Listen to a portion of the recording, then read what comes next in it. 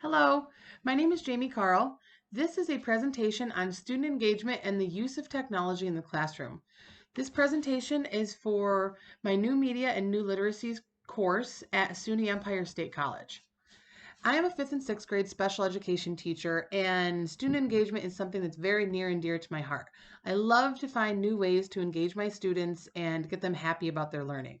So, we're going to go through and talk about what student engagement is. I'm going to give you some examples as to how to use this in your classroom. We're also going to talk about the use of technology in the classroom, and we're going to touch base on a term called gamification. So I guess the first question that we need to answer is, what is student engagement? So this refers to the degree of attention and curiosity and interest and optimism and passion that students show when being taught. This can extend to levels of motivation that they have to learn and progress in their education. And it's very important to have students engaged in their learning because when they're engaged and having fun, they retain what they're learning.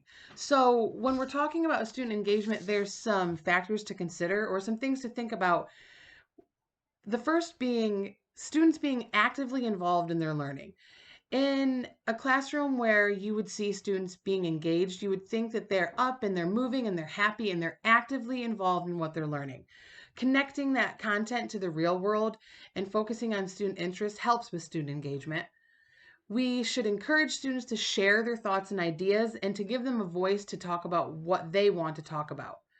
When I think of student engagement, I want to focus on discovery and inquiry. I want students to be engaged and questioning what they're learning. It should get students moving and thinking about their learning and allows them to have fun and work together and laugh and enjoy the learning process. We'll also talk a little later about gamifying learning. And as we move on, there's three different types of engagement: behavioral, emotional, and cognitive. When we think of behavioral engagement, think of positive behavior, students following rules, no one's acting out, everyone's following instructions and working carefully, and they're actively participating in the classroom discussions.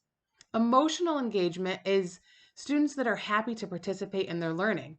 They feel engaged and part of the classroom community, and they have positive interactions with their peers and their teachers. Cognitive engagement or intellectual engagement is students who are eager to learn about the content.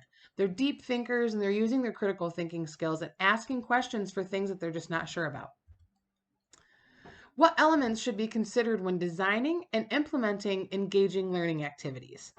So, when you think of coming up with these learning activities for students that you want to engage, first and foremost, you want to make it meaningful. You want there to be meaning behind what you're doing. Second, you want to foster a sense of competence. This is more or less a personal evaluation of whether the students think they can succeed or not. And research has shown that effectively performing an activity can positively impact student engagement. So, fostering that sense of competence is super important. Providing a sense of control over student behavior and goals is of utmost importance. Allowing children to be independent and be independent in the learning process will be so beneficial down the road. Giving those students the sense of control over their learning is very helpful. Embrace a collaborative learning environment. Effectively working together is crucial and a key when you want to engage students in their learning. That could be the students working together, students working with a teacher or another adult in the room. That really helps with engagement as well. Establish, and again, here we will talk about positive teacher and student relationships.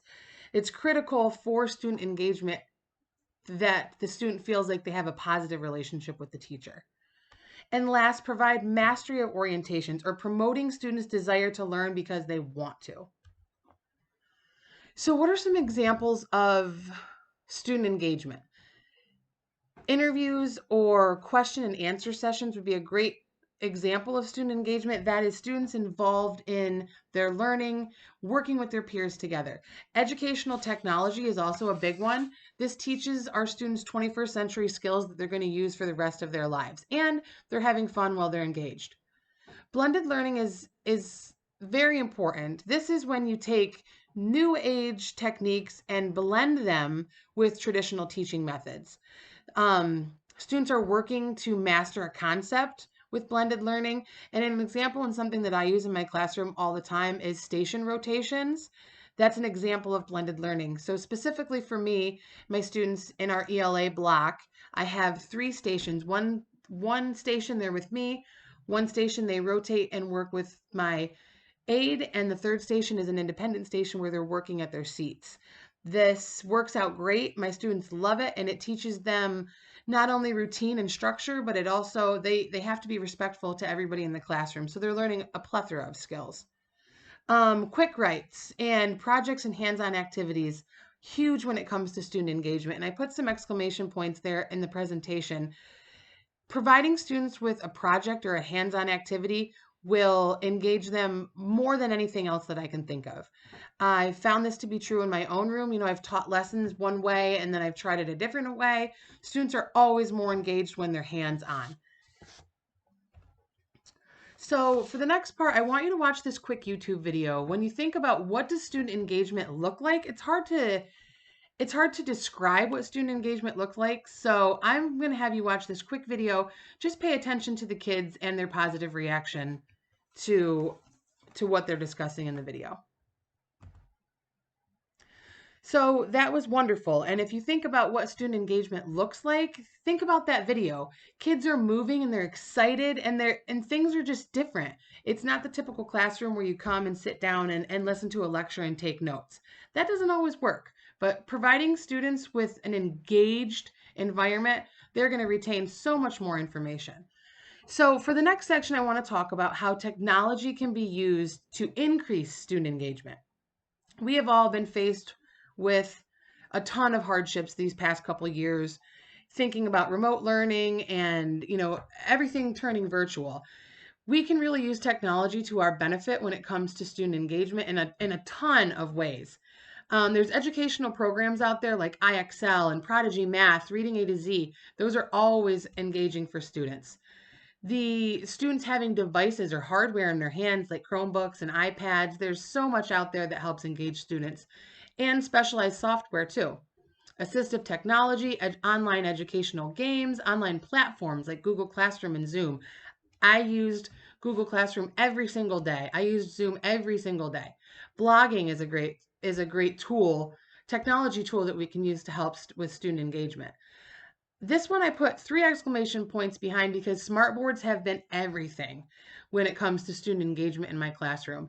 I do a ton of work on the smartboard with my students and they're always engaged. We can play games, we can watch videos, tons of stuff with a smartboard.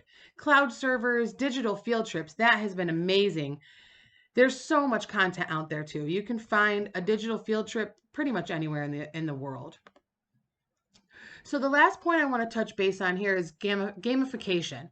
So I didn't know a ton about this before I did the research for this presentation. I kind of just assumed that it was using games in your classroom. But gamification is actually a way that you can motivate and engage your students. It's a strategic attempt to enhance learning by creating similar experiences to those experienced when playing a game. It's also an incentive to engage students in non-game contexts by using game-style mechanics. So some examples of this would be awarding points for meeting objectives. I do this very often in my classroom. We have goals and groups, and you get a point if you've met an objective, and it's worked wonderfully. Creating challenges. So you think about the challenges that students face when they play a game, whether it's an online game or an in-person game. They're constantly faced with challenges. Using rewards. I like this one, using levels, checkpoints, or other methods of progression so that students have a goal in sight and they can watch the progression towards that goal. Letting students set and track their own goals and providing positive incentives like Easter eggs and bonuses. So games can be used to enhance learning, and when you think of learning in your classroom, you want students to be actively engaged. So this gamification will enhance your learning, and it will also enhance your way to engage students in what they're learning. So if you wanted to think of online games, you have things like Kahoot and Blooket and Prodigy and multiplication.com, tons of stuff, cool math games, ABC Math, ABC Mouse and Adventure Academy. Those are all online games that can be used to engage students. In my classroom, we have Fun Friday. So every Friday we have science lab, and for our math block, we play games. I pick sticks for students. They get to choose what games that we play. It can be on the smart board, it can be a board game, it can be a card game. I have found that using games has not only allowed my students to gain skills to work together in a team or to solve a challenge, but it also helps them become more confident and increase and improve their social skills, which is always a plus. So in-person games like Uno, Phase 10, War, they're great. My students love them. Battleship has been awesome to use to teach coordinate planes. Heads Up, 7 Up, Zap, Monopoly, checkers, chess. There's so much out there, and that's only going to help with student engagement. So what's next? To use some of these skills and techniques to engage your students is going to be the best way to start with enhancing student learning. Go back through the PowerPoint at the end of this and try out some of the examples that I gave in your classroom. Some might work for your students, some might not. That's the beauty of it, is that you get to try out all these different things. When it comes to student engagement, it's always important to remember that we want students to be attentive and actively involved in their learning and their progression towards meeting their goals. These are the references that I use to gather my information. Thank you.